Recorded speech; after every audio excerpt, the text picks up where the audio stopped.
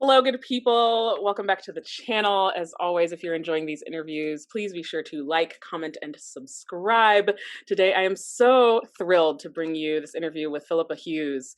And I saw the article, What 4 Years of Dining with Trump Supporters Taught Me About Polarization, and I immediately emailed Philippa and I was like, we need to talk, because I had a very similar sort of thought process, especially around the 2020 election. And I was thinking, is there some way that we can do like a cross-cultural exchange within America and things like that? And I saw your article, I read through it, and I was like, oh, we have to talk. So I'm really, really glad that Philippa made time for me today. Philippa is an amazing, thought-provoking writer, pushing us to think about our beliefs. She's also a creative strategist, a curator, an artist, if you will. And so I'm really excited to sort of deep dive into your thoughts behind, the projects that you're working on and things like that. So thank you. I'm excited. Thank you for Yes. inviting me. Thank you. Thank you. Thank you to my friend Jess too for sending me this article, because I would have not, I don't know if I would have seen it, and I'm just so glad that I did. So what was your thought process with coming up with Blueberries and Cherries? So how did you get to that idea? Honestly, I didn't think about it a lot to be like literally 3 days after the 2016 election, I was just kind of freaking out like a lot of people I know in my solid blue bubble. Yeah. And it just was very instinctual to say I've got to understand, and the only way I feel like I can understand is to ask my own questions. I don't, I read, I Yeah. watch news, whatever, but like that apparently wasn't enough. Yeah. Yeah. So what was the concept of Blueberries and Cherries for those? And I'll put the article link below. But sort of how did you start that process into Blueberries and Cherries? I know you posted a status on Facebook, and then it sort of started out slow, and then it kind of grew. So talk to us a little bit about Yeah, that. yeah. Yeah. I'll give you more context.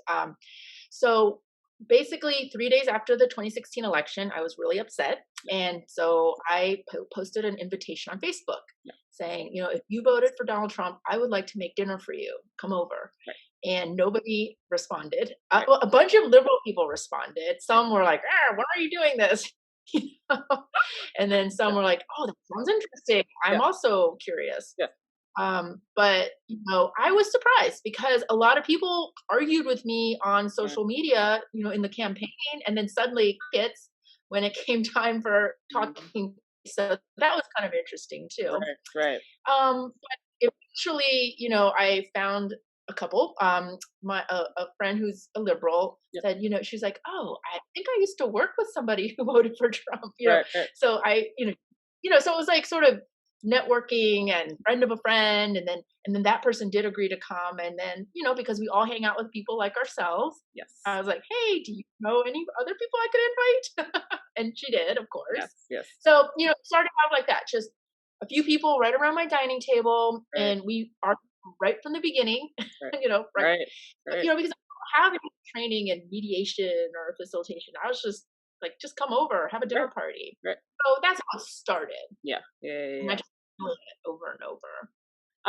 So it's interesting because every time I mention this concept and what you've done to people, their first reaction is what you mentioned in the podcast, which is, did anyone's mind change? Right. And I think it's an interesting question, because immediately our brains are like, well, this must have changed something, right? And we're hoping that these arguments that we're having with people on Facebook and these things are going to change thought processes, and they're not. And I thought you had a really great answer in the podcast about how it wasn't the point.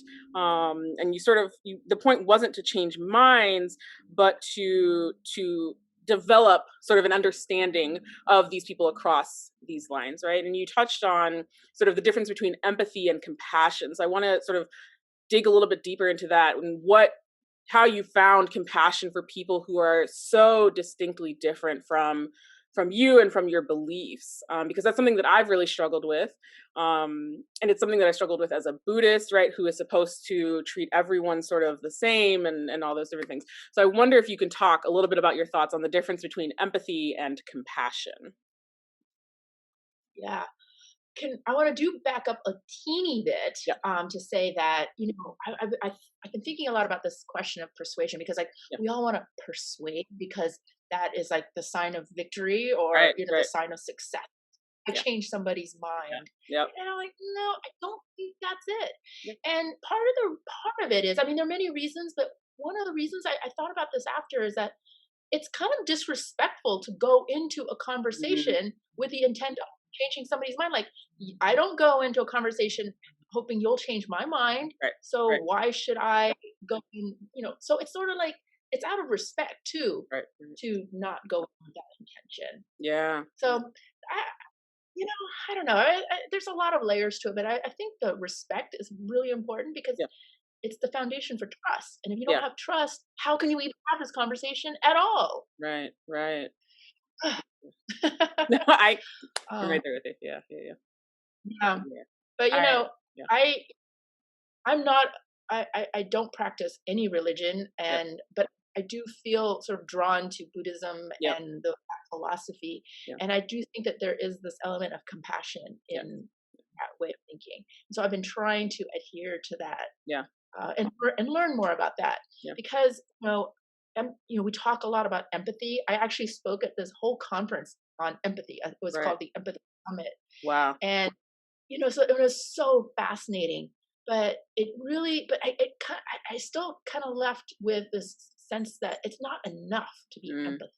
mm, Understanding, you know, the way another person feels is important, but you can't fully understand another person's experience. Like, you and I have had completely different right, life right, experiences. Empathy only gets you so far. right. So at the end of the day, all we have left is compassion. I can only have compassion for you Mm, mm, because I can't fully understand your life experience. right, right. That's such a yeah, it's such a difficult it's so straightforward, but it's such a difficult concept to really grasp, right? Because we've been taught that empathy is the only way we're going to sort of solve this. And the reality is the same way that you maybe can't understand my life, I can't understand. And I always reference this book, and I know there's some random thoughts about it, but Hillbilly Elegy, right? That was the one that actually gave me, I would argue, empathy and compassion for people who were voting for him, right? Who were voting for 45 and who um felt like they were getting left behind by a country that they had helped to build up, right? And it was a really tough thing for me to come to terms with, because these are the same people who might turn around and kill me or any member of my family, right? And how do you have compassion for somebody who just hates you based on the color of your skin, right? And it's a really difficult thing to continue to do. So I really, yeah, I appreciate your answer on it, because the only way that those dinners sort of succeeded and continue to succeed is because of you all sharing compassion for each other as human beings. And speaking of the dinners, there was one guest that you mentioned, and I liked sort of the story arc, if you will, of this person. So Alex, and how Alex sort of developed. So I wonder if you have sort of, if you could talk to us a little bit about Alex and how he developed. And I know after the insurrection, he sort of was like really sort of feeling the weight of his decisions, right? But I wonder if you could talk about the compassion maybe that you've built up for a person like Alex. It was hard. He and I have a relationship. I Yeah, mean, we're not like BFFs, yeah, but we yeah, are certainly. I feel like he trusts me and I trust him. And so when he told me that he had voted for Trump in 2020, I had a hard time with that, and so I had to really exercise every bit of compassion I had ever learned over the last 4 years. yeah. Hmm. And I heard him out, and so I I understood. Like, I Mm, still, I couldn't believe that he did that, but I got why he did. mm, So, hmm. set that aside. I was at peace with that. Right, But then January 6th happened, and right, then I was like, oh my god! Like, I couldn't even call him for, like, I wanted so badly to ask him, like, right. tell me that you think this is a bad thing. Yeah, It took me a good, like, week to be able to, get up the courage to do that. yeah, And as I wrote in the piece, like, in the end, he did denounce what happened. yeah, Thank goodness. yeah. But we still had a great conversation. Like, he really talked me through, what he believed was happening, why those people went to the Capitol, why they stormed the Capitol. Mhm. He did not he was not supporting that in the Right, least, but right, he really helped me understand. And so, I don't want to treat him like sort of my little, hmm, token friend on the right, and you're like, oh, hey, tell me, but like, if I hadn't had that conversation, I just don't think I would have understood it as deeply Mm, and personally. Like I could have read about that, but I don't. Something about hearing it from him mm, just it made it more human, more just yeah. more visceral. And do you think that was because of the 4 years of the relationship that you'd built up, or just because of how he had sort of explained it to you? Yeah, I mean, yeah, all of it. I Yeah. mean, he's just a and the other piece is that I said I trust him. Yeah. He is very vulnerable. He asks me questions. Like I find Yeah. like a lot of times I'm in situations where I'm asking all the questions, Right. and that Yeah. doesn't work either. Like it's a two-way street. Mhm. We just built a relationship of asking respectful questions of each other. Right. That makes a big difference too. Like Yeah. so, that's why I trust what he says. Right. He's exploring alongside with me. Mm. He's not just being my mentor teacher. Right. Right. No, I that's a know really good point. Yeah. Yeah. Yeah. Yeah. Yeah. He's going through the journey with you, and in a funny way, it's sort of the same sort of thing along the lines of what I was thinking. Right? Is that if we were to send, I'm from Chicago. I'm in Chicago right now. Black youth from the South Side of Chicago down to, I don't know, rural Alabama, obviously with strict parameters in place, right? Like very strict, maybe a bodyguard, right? Like very strict parameters in place. Would those people eventually come to understand each other, right? And I think your dinners sort of prove that, right? But I do wonder if that is the solution, if we need a sort of cross-cultural experience within America, because we're just so divided right now. And you mentioned it in the article as well, and in the podcast as well, about the fact that it was really only a small gap by which Biden won, right? And I remember being very upset with the way that social media presented the results, because people failed to realize that there were still 70 million people that voted for him, and the gap seven. was only 80,000, Yeah, right? Um, yeah. We and so should be. that we should be terrified. And I love that you pointed out, the 2022 election. I hope everyone is going to go out and make sure that they vote for mostly a lot of those people to get out of office, but the right people to get in office, right? People like Ted Cruz need to go. In my personal opinion, right? He's got to go. He's got to go. But I think that is something along those lines, because then you start to have joint experiences. So I've lived in Japan. I've traveled around the world and things like that, and meeting people from different experiences has done that for me, right? And so, is that possible even in a country like America? And I Mhm. think your dinners sort of prove that. Yeah. Yeah. I think we should work on this project if you're interested, because I actually I've been having this kind of conversation with a lot Yeah. of people, but there's a Yeah. woman that I've been talking to. She runs an organization called Running Start. Okay. She's amazing. Yeah. She Yeah. basically teaches young girls, high school and college aged young women, Yep. how to run for office Yeah. across the both sides, Yes. and making basically seeding our future leaders with women. She's amazing. But we were Definitely. literally talking about this last Yes. week. We were Yeah. walking Because I was like, along. there's gotta be some solution. There has to be, Yeah, right? and Yeah. there's some really good social science that supports this idea. There's this whole body of work called social contact theory, and the idea is that the more people are in literally contact with each other, Mm, the more likely you can reduce prejudice. right. And the problem this is one of the problems in our country, is that we've started to sort of self-segregate. We've sorted ourselves out between urban centers and this urban rural divide. I mean, Mhm. we literally don't get in contact with each other. Right. And even churches are segregated now, like between ideology as much as any other way. Mhm. They're all sorted. And so this idea of bringing people together, especially, like, I think we should do it with high school kids, just like you would go on a foreign exchange program. Yes. And yeah, and you have to do, and it has to be more than like a weekend or a week. Yes. Like it No, it has has to to be be like a immersive. semester Yeah. basically, Yeah. because that's been one of the sort of failings of my dinner project, is that most of the time people only are in touch with each other like once, maybe twice. Right. That's just absolutely not enough. And I Yeah. think that's why Alex and I Yeah. have formed a relationship. We talk to each other pretty often. Anytime something happens, I'm like, Yeah. what do you think? Yeah. Yeah. Yeah. Yeah. Yeah. No, I So, completely agree. yeah.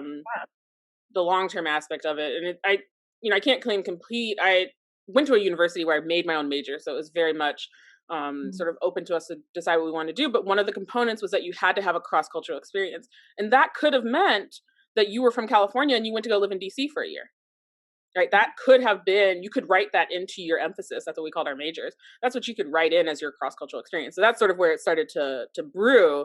And then I was like, but what if we do one across America, not teach for America, but very much high school students going to live with other high school students to learn about their lives and come to understand each other and gain compassion for each other and each other's views, right? So definitely would be interested in talking to you more about that. Well, there's this other book kind of underscoring that idea too. The name, I can't think of the name right now, but it basically says that America is divided into 11 different cultures. And so literally 11 different ways of living and being in the world. So we do need to understand other cultures in our own country. Yeah. It's imperative now. Yeah. It really is. If it's not now, I don't know if we'll ever survive sort of what we've gone through, right? And speaking of that, I wonder if you can talk a little bit about your family. You mentioned that you had Vietnamese cousins, right, who work for ICE now and that voted for Trump. And I have a friend named Niet who's from Cambodia, and she's Cambodian American, and she was like astonished. She was just like, "How are they doing? Like what?" And I was like, well, I'm not really surprised. Like if your values align with this, then you're going to vote for it, even if you came from a country that literally went through what we're going through. I don't know. I didn't know how else to explain it, right? But I wonder if you can talk a little bit about that dynamic. As someone who has family members as well who voted for Trump, I was wondering if you could talk a little bit about that. Yeah. I mean, I think you're right. And like, if you came, just because you're an immigrant here, but if you were a conservative ideological person where you came from, why would you change your conservative ideology because you moved, Right. So it was sort of kind of already in them. And but also with Vietnamese, and this is something I've learned too. I honestly, I even though I am half Vietnamese, I mean, I was just raised in a very American, I'm acculturated as an American. Yeah. So I really had to learn myself, but with Vietnamese people in particular. So actually, Asian people in general, and of course not all Asians, but are starting to skew more left.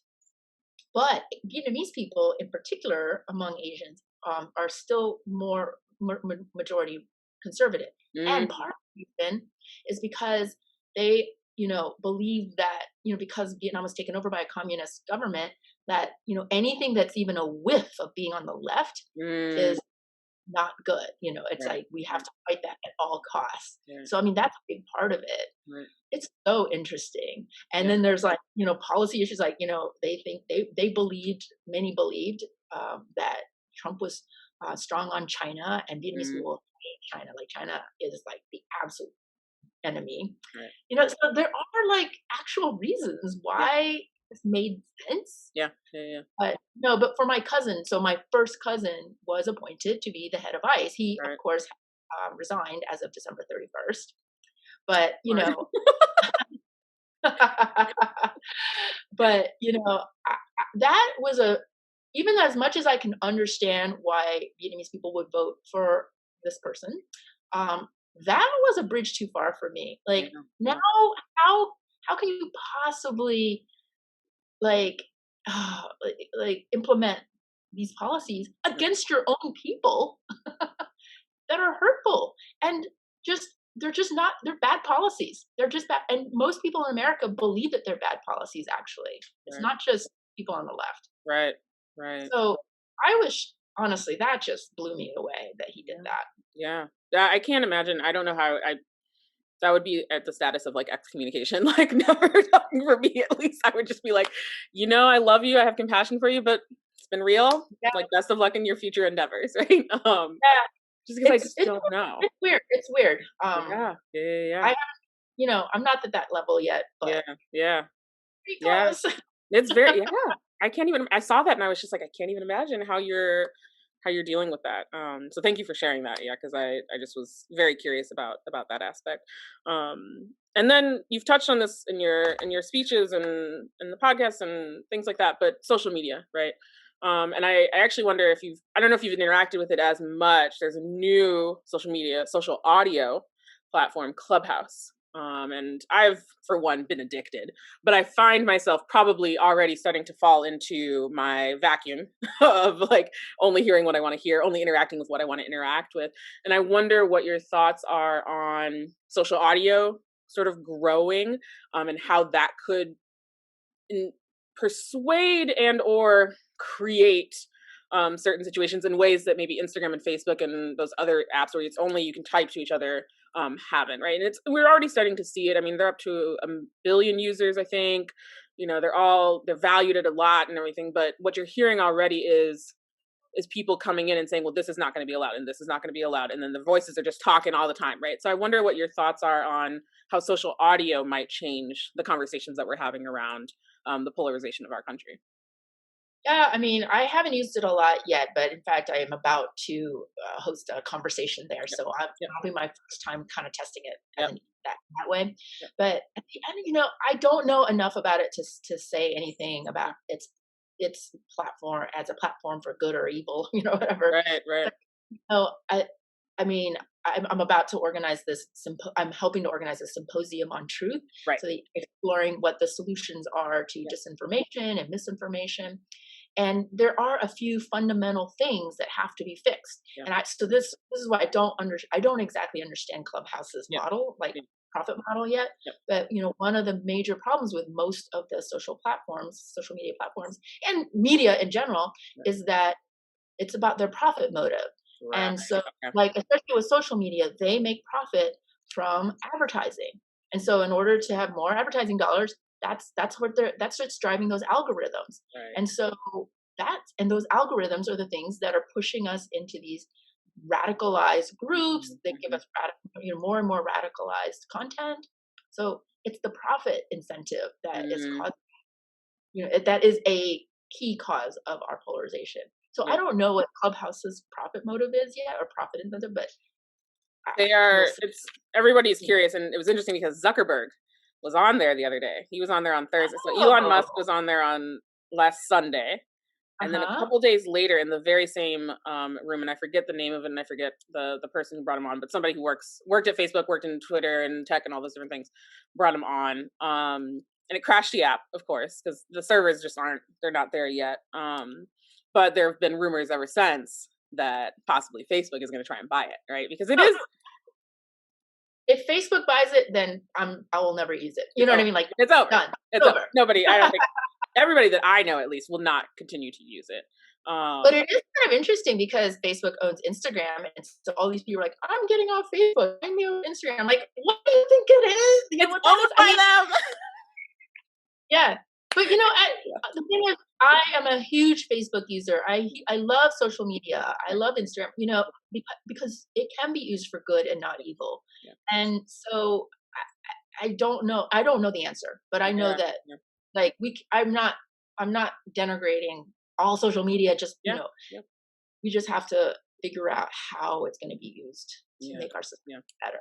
And I love that you pointed out that it's really in the monetization aspect of it, right? It really is in the ways in which these big tech companies are going to continue to socialize people, if you will, at what cost, right? At what cost? And we started to see the cost, but yeah, I hope that Clubhouse sort of goes the correct way, and that actually segues perfectly into, I don't know if you wanted to promote the Symposium on Truth. And if you had any things that you want to promote on that, or when is it coming up? Is it coming up soon? It is going to come up soon. So what we're going to do it in 2 parts. So we're going to kind of do a mini one in March, but we haven't designated the date yet. We have a couple people we're still trying to confirm, and then do a much larger one at the end of the year. So follow me on social media. Yeah. To find out. No, I definitely. That is exactly. Yeah, I will put all the links below so that people can keep up with that, because I think people would very much be interested in the Symposium on Truth and sort of hearing about that. So definitely interested in hearing that, seeing where it goes. Yeah. Final question. It's a little, I build up the drama and then it's actually not that big of a deal. Okay. It's ocean or mountains? Oh, easy, ocean. I Like I ask don't this even. question to many of my interviewees, and they usually are like, "Yeah, easy, ocean." And then I hear from friends who are like, "Why are you always hating on the mountains?" And I'm like, "I'm not hating on the mountains, but it's just pretty clear that water is a better nature thing to be around." I was with some friends last night outside, socially distanced around a fire. I Yep, feel like we always have to say that, you know. We wore our definitely. masks and we Yeah, weren't eating or yeah, drinking. yeah. And we were uh, this friend had brought her boyfriend, who I don't know very well, Yep. and apparently he's got like the setup for surfing, stand-up paddleboarding, Right. windsurfing, and Yep. I love surfing Yes. and stand-up paddleboarding. So I was like, oh my god, like Yeah. when can we go? You know, so Yeah. anyway, I love all water sports. Like there's like a certain freeness in being in the Yes. water, and just there's it's almost meditative. Yeah, I would agree. I learned how to surf while I was in Japan, and it was Oh, just one of the cool. best times of yeah. I couldn't bring my board back, but I did bring my wetsuit, which I suppose will be helpful in these minus degree temperatures that we have going on in Chicago right now. But yeah, thank you so much, Philippa.